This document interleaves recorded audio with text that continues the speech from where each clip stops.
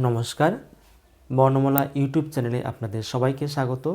আজকের আলোচ্য বিষয় ব্যঞ্জন বর্ণ। আমরা জানি বাংলা ভাষায় মোট ব্যঞ্জন বর্ণ আছে 40টি। এই 40টি ব্যঞ্জন বর্ণ আমি এখানে লিখে রেখেছি। এই 40টি ব্যঞ্জন বর্ণের সঠিক উচ্চারণ কি, এই 40টি ব্যঞ্জন বর্ণকে কীভাবে কতগুলো বর্গে ভাগ করা হয়েছে এবং সেই বর্গ অনুযায়ী এই ব্যঞ্জন বর্ণগুলির নামকরণ কি, সমস্তটাই আজকে আমি এই ভিডিওতে আলোচনা করব। তো ভিডিওটি খুবই গুরুত্বপূর্ণ হতে চলেছে। আশা করি ভিডিওটি আপনারা সম্পূর্ণ দেখবেন। আর হ্যাঁ, আমার এই চ্যানেলটি সম্পূর্ণ নতুন। আপনারা এই চ্যানেলে ভিডিওগুলি দেখুন এবং ভিডিওগুলি যদি আপনাদের ভালো লাগে লাইক করবেন, শেয়ার করবেন, কোনো কোয়েরি থাকলে, কোনো প্রশ্ন থাকলে কমেন্ট করবেন। আর হ্যাঁ, সাবস্ক্রাইব করতে ভুলবেন না যেন। চ্যানেলটিকে সাবস্ক্রাইব করে সঙ্গে থাকবেন। যাই হোক, কথা না বাড়িয়ে আজকের ভিডিওটি শুরু করছি। এই 40টি ব্যঞ্জন বর্ণের প্রত্যেকটি কীভাবে উচ্চারিত হয়, অর্থাৎ প্রত্যেকটি ব্যঞ্জন বর্ণের সঠিক উচ্চারণ কি তা আমরা আগে দেখে নেওয়ার চেষ্টা করি। এখানে ক, এই ব্যঞ্জন বর্ণটি উচ্চারণ করতে গেলে এই কয়ের সঙ্গে একটি অ ধ্বনি উচ্চারিত হয়। আপনারা উচ্চারণ করুন ক ক, কয়ের সঙ্গে একটি অ ধ্বনি উচ্চারিত হচ্ছে। এই কয়ের সঙ্গে অ ধ্বনি যুক্ত হওয়ায় আমরা কয়ের সঠিক উচ্চারণ পাচ্ছি। ক থেকে যদি অ ধ্বনি বাদ দেওয়া হয় তাহলে কয়ের উচ্চারণ আমরা পাবো না। এরপরে খ, এই খ কীভাবে উচ্চারিত হচ্ছে? কয়ের সঙ্গে হ ধ্বনি যুক্ত হচ্ছে। কয়ের সঙ্গে যখন হ ধ্বনি যুক্ত হচ্ছে এবং সেই সঙ্গে অধ্বনি তো থাকবেই, অধ্বনি ছাড়া তো উচ্চারিত হবে না। এবার খ উচ্চারণ করতে গেলে কয়ের সঙ্গে একটি হ ধ্বনি উচ্চারিত হচ্ছে, অর্থাৎ উচ্চারণটি হবে কহ কহ, কিন্তু আমরা বাংলায় উচ্চারণ করি খ। একই রকমভাবে গ, গ ধ্বনির সঙ্গে অ ধ্বনি যুক্ত হয় এই গ, গ রূপে উচ্চারিত হচ্ছে। গ গ, গয়ের সঙ্গে একটি অধ্বনি উচ্চারিত হচ্ছে, সেই জন্য গয়ের সঙ্গে একটি অধ্বনি যুক্ত হবে। এবার এই অধ্বনি যদি গ থেকে বাদ দেওয়া হয় তাহলে গয়ের উচ্চারণ আমরা পাবো না। তাহলে এই বর্ণটির উচ্চারণ হচ্ছে গ। এরপরে এই গয়ের সঙ্গে যদি হ ধ্বনি যুক্ত করা হয় এবং তার সঙ্গে অধ্বনি থাকবে তাহলে এর উচ্চারণ হবে গহ গহ, অর্থাৎ ঘ এর উচ্চারণ হওয়া উচিত গহ, কিন্তু আমরা বাংলায় উচ্চারণ করি ঘ। আসলে এই ঘ ধ্বনির উচ্চারণ হওয়া উচিত গহ, কারণ গয়ের সঙ্গে হ ধ্বনি উচ্চারিত হচ্ছে বলে এর উচ্চারণ হবে গহ। আচ্ছা, এরপরে ও এর সঙ্গে অধ্বনি যুক্ত হয়, এর উচ্চারণ হচ্ছে আপনারা উচ্চারণ করুন ও এর সঙ্গে অধ্বনি শেষে উচ্চারিত হচ্ছে। এবারে এর সঙ্গে অধ্বনি যুক্ত হচ্ছে, চ উচ্চারিত হচ্ছে। এরপরে ছ, আমরা যদি ছ উচ্চারণ করি তাহলে আমরা দেখব এর সঙ্গে হ ধ্বনি যুক্ত হলে এর উচ্চারণ হবে ছ। আসলে এই ছয়ের সঠিক উচ্চারণ হওয়া উচিত চহ চহ, কিন্তু বাংলায় আমরা উচ্চারণ করি ছ। এবার এই চ এর সঙ্গে হ ধ্বনি যুক্ত হচ্ছে, তার সঙ্গে আবার অধ্বনি যুক্ত থাকছে, তাহলে এই উচ্চারণ হচ্ছে চহ, কিন্তু বাংলায় হচ্ছে ছ। একই রকমভাবে বর্গীয় জ এর সঙ্গে অধ্বনি যুক্ত হচ্ছে, এই অধ্বনি যুক্ত হয় এর উচ্চারণ হচ্ছে জ জ। এবার এই বর্গীয় জ, এর বর্গীয় জ কেন, বর্গীয় নামটা কেন এসেছে আমি একটু পরে বলছি। এবার হচ্ছে ঝ কীভাবে উচ্চারিত হচ্ছে? জয়ের সঙ্গে একটি হ ধ্বনি যুক্ত হচ্ছে এবং সেই সঙ্গে অধ্বনি, অর্থাৎ ঝ এর সঠিক উচ্চারণ হচ্ছিল জহ জহ। এই জহ অর্থাৎ জয়ের সঙ্গে হ যুক্ত হয় এর উচ্চারণ হচ্ছে ঝ। বাংলায় আমরা এর ঝ উচ্চারণ করি, কিন্তু এর সঠিক উচ্চারণ যদি ধ্বনি অনুসারে উচ্চারণ করা হয় তাহলে হবে জহ। এরপরে ইয়র সঙ্গে অধ্বনি যুক্ত হয়, এর উচ্চারণ হচ্ছে উচ্চারিত হচ্ছে ট এর সঙ্গে অধ্বনি থাকায় এর উচ্চারণ হচ্ছে ট অ। একই রকমভাবে ট এর সঙ্গে হ ধ্বনি যুক্ত হয়ে উচ্চারণ হচ্ছে টহ, অর্থাৎ বাংলায় ঠ এর সঙ্গে অধ্বনি যুক্ত হয়ে থাকছে। ড এর সঙ্গে অধ্বনি যুক্ত হয়, ড উচ্চারিত হচ্ছে ড অ, অধ্বনি যুক্ত হচ্ছে। এরপরে ঢ এর উচ্চারণ হবে ড এর সঙ্গে হ ধ্বনি যুক্ত হওয়ার ফলে, অর্থাৎ ড এর সঙ্গে হ ধ্বনি যুক্ত হলে এর উচ্চারণ হওয়া উচিত ছিল ডহ, কিন্তু বাংলায় উচ্চারণ করছি আমরা ঢ রূপে। মূর্ধন্যের সঙ্গে অধ্বনি যুক্ত হয়েছে, এই অধ্বনি যুক্ত হয়, মূর্ধন্য উচ্চারণ হচ্ছে ন, জিভটা উল্টে গিয়ে ন উচ্চারিত হবে ন ন অধ্বনি উচ্চারিত হচ্ছে। এরপরে ত ত এর সঙ্গে অধ্বনি যুক্ত হয়, এর উচ্চারণ হচ্ছে ত ত অ। এরপরে থ থ এর উচ্চারণ কি হচ্ছে, ত এর সঙ্গে হ ধ্বনি যুক্ত হচ্ছে, এর উচ্চারণ হওয়া উচিত ছিল তহ, কিন্তু বাংলায় আমরা উচ্চারণ করছি থ, এর সঙ্গে অধ্বনি যুক্ত থাকছে। এরপরে দ এর সঙ্গে অধ্বনি যুক্ত হয়, এর উচ্চারণ হচ্ছে দ দ অধ্বনি যুক্ত হচ্ছে। ধ ধ উচ্চারণ কীভাবে হচ্ছে, দ এর সঙ্গে হ ধ্বনি যুক্ত হচ্ছে, দহ দহ দহ। এই দহ উচ্চারণ করা উচিত ছিল, কিন্তু আমরা এর উচ্চারণ করছি ধ, বাংলায় আমরা উচ্চারণ করছি ধ। এরপরে দন্ত ন ন এর সঙ্গে অধ্বনি যুক্ত হয়, ন উচ্চারিত হচ্ছে। এরপরে প প প এর সঙ্গে অধ্বনি যুক্ত হয়, এর উচ্চারণ হচ্ছে প প প অ। ফ ফ উচ্চারিত হচ্ছে, প এর সঙ্গে একটি হ ধ্বনি যুক্ত হয়, পহ পহ, কিন্তু বাংলায় উচ্চারিত হচ্ছে ফ রূপে, এর সঙ্গে অধ্বনি যুক্ত থাকবে, না হলে ফ উচ্চারিত হবে না।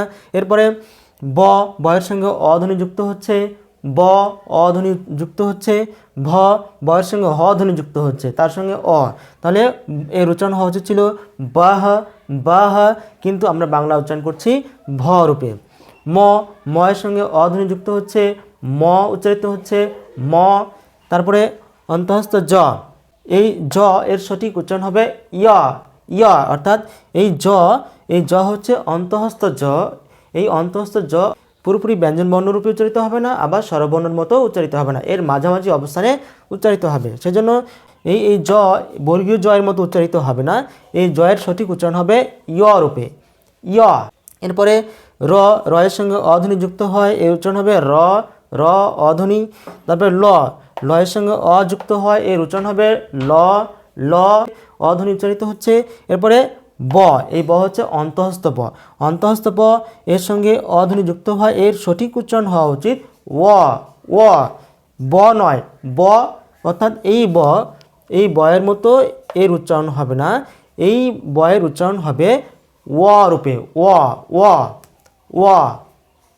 ও রূপে উচ্চারিত হবে। এরপরে তালব্যস্যের সঙ্গে অ যুক্ত হয়, এর উচ্চারণ হবে স, তালব্যস্যের সঠিক উচ্চারণ হবে স স স। এরপরে মূর্ধন্যস্ব এর সঙ্গে অ যুক্ত হয়, এর উচ্চারণ হওয়া উচিত ছিল স স। মূর্ধন্যস্বের সঠিক উচ্চারণ হবে স, অর্থাৎ জিভটাকে উল্টে দিয়ে জিভের যে অগ্রভাগ তা মূর্ধাকে স্পর্শ করে এই স উচ্চারণ করতে হবে, অর্থাৎ এর উচ্চারণ হবে স স স নয় স, কিন্তু আমরা বাংলায় এর উচ্চারণ করি স, অর্থাৎ তালব্যস্য রূপেই উচ্চারণ করি। আসলে মূর্ধন্যস্বের সঠিক উচ্চারণ হওয়া উচিত স স, অর্থাৎ জিভটাকে উল্টে দিয়ে মূর্ধাকে স্পর্শ করে মূর্ধন্যস্বের উচ্চারণ করতে হবে স। তারপরে দন্তস্ব এর সঙ্গে অধ্বনি যুক্ত হয়, এর উচ্চারণ হবে স স, অর্থাৎ আমাদের জিহ্বার অগ্রভাগ উপরে পাটি দাঁতের গোড়ায় গিয়ে স্পর্শ করবে স, কিন্তু আমরা এই দন্তস্বের উচ্চারণ করি স রূপে, অর্থাৎ তালব্যস্য রূপে উচ্চারণ করি, কিন্তু এই স এর উচ্চারণ হওয়া উচিত ছিল স স, অর্থাৎ জিহ্বার অগ্রভাগ দাঁতের গোড়ায় স্পর্শ করতে হবে স। হ এর সঙ্গে অধ্বনি যুক্ত হয়, এর উচ্চারণ হবে হ, ডয়বিন্দু র সঠিক উচ্চারণ হবে রা রা, অর্থাৎ এই ডয়বিন্দু র উচ্চারণ করতে গেলে আমাদের জিহ্বার অগ্রভাগ উল্টে গিয়ে আমাদের মূর্ধাকে স্পর্শ করতে হবে রা, কিন্তু আমরা এই ডয়বিন্দু র উচ্চারণ করছি র রূপে, অর্থাৎ বয়বিন্দু র হিসেবেই আমরা এর উচ্চারণ করছি।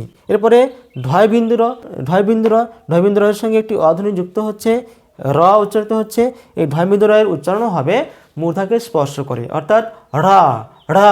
ডয়বিন্দু র এর থেকে একটু প্রাবল্য বেশি হবে ঢয়বিন্দু র এর উচ্চারণ করতে গেলে, কিন্তু আমরা এই ডয়বিন্দু র বা ঢয়বিন্দু র এর উচ্চারণ করছি র রূপে, অর্থাৎ বয়বিন্দু র হিসেবেই আমরা উচ্চারণ করছি। এরপরে অন্তঃস্থ অ এর সঙ্গে আরেকটি অধ্বনি যুক্ত হবে, এর উচ্চারণ হওয়া উচিত ছিল ইয়া ইয়া, অর্থাৎ অন্তঃস্থ অ এর উচ্চারণ হবে ইয়া। তাহলে অন্তঃস্থ জ এবং অন্তঃস্থ অ এই দুটি বর্ণের উচ্চারণ একই ইয়া। এবার কখন কোনটা উচ্চারিত হবে, যখন কোনো শব্দের আগে যদি ইয়া যুক্ত হয় তাহলে জ রূপে উচ্চারিত হবে, যদি কোনো শব্দের মাঝে বা শেষে যুক্ত হয় তাহলে তা উচ্চারিত হবে ইয় রূপে, অর্থাৎ অন্তঃস্থ অ রূপে উচ্চারিত হবে। এরপরে বাকি চারটি যে বর্ণ রয়েছে খণ্ডত্ব, অনুস্বার, বিসর্গ, চন্দ্রবিন্দু। এই 4টি বর্ণের সঙ্গে কোনো অধ্বনি যুক্ত হয় না, অর্থাৎ এই 4টি বর্ণ উচ্চারিত হয় না, উচ্চারণ করা যায় না। এই 4টি বর্ণকে এককভাবে উচ্চারণ করা যায় না। এর কারণ হচ্ছে খণ্ডত্ব। খণ্ডত্ব কথার অর্থ হচ্ছে তয় হসন্ত, এর সঙ্গে কোনো অধ্বনি যুক্ত হয়নি, অধ্বনি যুক্ত হয়নি বলে খণ্ডত্ব উচ্চারণ করা যায় না। এবার যদি কোনো স্বরধ্বনির সঙ্গে এই খণ্ডত্ব যুক্ত হয়, যেমন যদি এর সঙ্গে, যেমন এর সঙ্গে যদি খণ্ডত্ব যুক্ত হয় তাহলে এর উচ্চারণ হবে অ, কিন্তু একা একা খণ্ডত্ব উচ্চারিত হতে পারে না। একই রকমভাবে অনুস্বারও এককভাবে উচ্চারণ করা যায় না। এই অনুস্বার উচ্চারিত হয় ঙ রূপে। এই অনুস্বার যদি অন্য কোনো ধ্বনির সঙ্গে, যেমন অন্য কোনো স্বরধ্বনির সঙ্গে যুক্ত হয়, বিশেষ করে অধ্বনির সঙ্গে যদি যুক্ত হয় তবে অনুস্বার উচ্চারিত হবে। অর্থাৎ অধ্বনির সঙ্গে যদি অনুস্বার যুক্ত হয় তাহলে এর উচ্চারণ হবে অং, অর্থাৎ অন্য কোনো স্বরধ্বনির সঙ্গে যুক্ত হলে এর উচ্চারণ পাওয়া যাবে, কিন্তু এককভাবে এই অনুস্বারের কোনো উচ্চারণ নেই। একই রকমভাবে বিসর্গ এই বর্ণটিও এককভাবে উচ্চারণ করা যায় না। এটি অন্য কোনো ধ্বনির সঙ্গে যুক্ত হলে, অর্থাৎ স্বরধ্বনির সঙ্গে যুক্ত হলে বিসর্গ উচ্চারণ হবে। এই বিসর্গ আমাদের বাংলা ভাষায় উচ্চারিত হচ্ছে হ ধ্বনি রূপে। এই বিসর্গ উচ্চারিত হচ্ছে হ ধ্বনি রূপে। যেমন হচ্ছে এর সঙ্গে যদি বিসর্গ যুক্ত হয় তাহলে এর উচ্চারণ হবে অহ, অর্থাৎ এই বিসর্গের জন্য একটি হ ধ্বনি উচ্চারিত হচ্ছে। আর অনুস্বার উচ্চারিত হচ্ছে ঙ রূপে, অনুস্বার উচ্চারিত হচ্ছে ঙ রূপে। এরপরে চন্দ্রবিন্দু।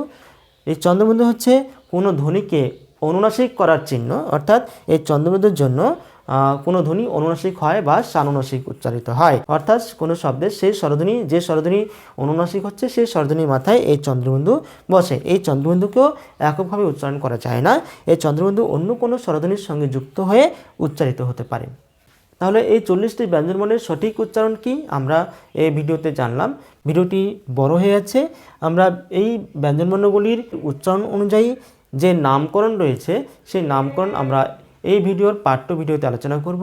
তো আজকের মতো ভিডিওটি এখানে শেষ করছি। ভিডিওটি ভালো লাগলে লাইক করবেন, চ্যানেলটিকে সাবস্ক্রাইব করবেন আর বন্ধুদের কাছে শেয়ার করে দেবেন।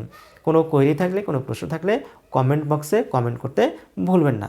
আজকের মতো এখানে শেষ করছি। বাই।